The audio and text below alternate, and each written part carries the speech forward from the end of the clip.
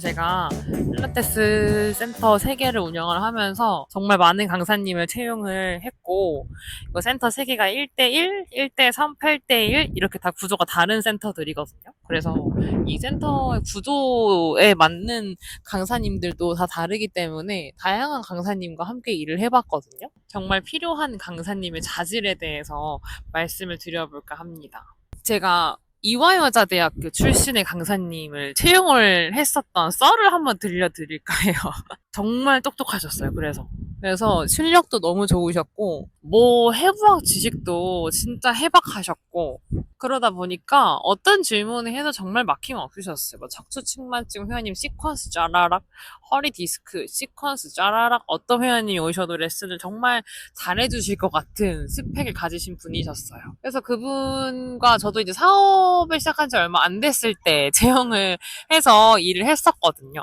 근데 그분께서 지각이 정말 야금야금 조금 잦으셨고, 그러다 보니까 그 지각이라는 태도가 전반적으로 영향이 끼쳤어요. 그래서 그거를 회원님들께서도 느끼셨고, 그러다 보니까 중간에는 이제 회원님께서 강사님을 교체해달라 하셨던 사건도 좀 있었거든요. 그 두 번째 사례는 면접 때 말씀을 너무 잘하시는 분이셨어요. 그래서 같이 여기서 입사를 해서 레슨을 하게 되신다면은 정말 레슨을 잘할 수 있고, 이런 말씀을 정말 잘하셨던 분인데, 이제 그분과 같이 레슨을 하고 일을 했을 때는 당일날 아침에 오전 레슨을 해주셨던 강사님이셨는데, 당일 아침에 갑자기 연락이 오셔서 오늘 문제가 생겨서 출근을 못 하신다고 하셨던 그 횟수가 되게 잦으셨어요. 센터 입장에서는 그런 강사님께 계속 수업을 드리거나 할 수는 없겠죠. 그래서 어떻게 해야 될까 고민을 하던 중에 그 강사님께 조금 말씀을 드렸었고, 네, 그걸 되게 서운해 하셨어요.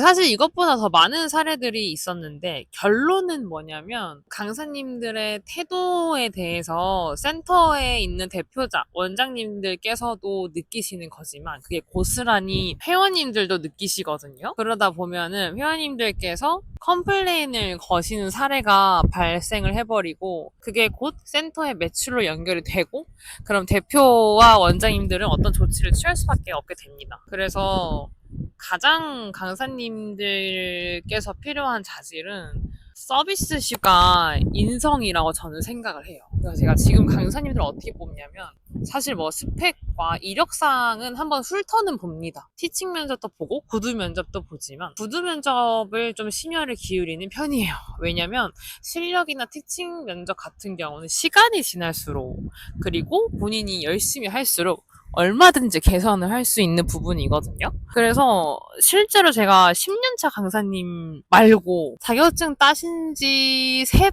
되셨던 강사님을 채용한 적도 있었습니다.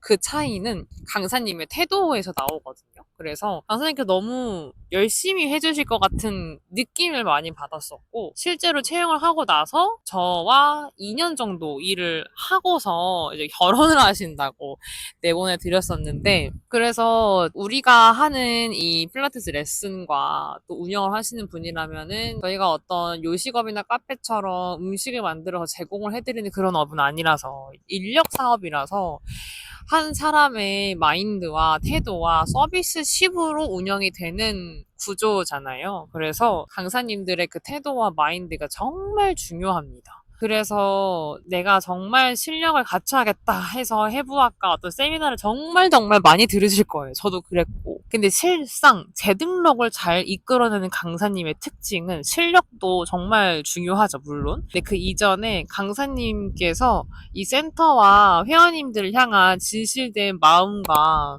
기본적인 태도에 있다고 생각을 해요. 사실 기본만 하셔도 정말 센터에서 좋아하거든요. 기본이라 함은 지각 안 하는 거, 회원님들께 예의 바르게 대처를 해주시고 서비스를 하는 것들, 이런 것들이라 생각하는데,